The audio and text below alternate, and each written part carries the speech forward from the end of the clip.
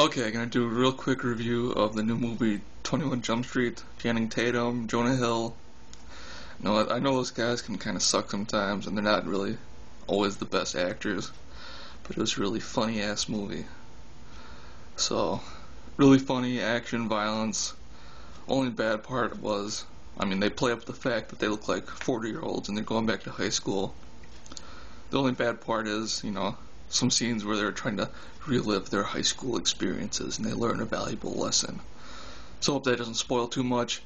There's also a couple cameos from the original cast of the TV show 21 Jump Street. Hope that doesn't really spoil anything. It's a really funny ass movie. You should go see it. I heard some people compare it to Hot Fuzz or something, so I'd say it's pretty close. So if you like Hot Fuzz, you can go see 21 Jump Street, and you might even want to go buy it when it comes out on DVD or Blu-ray.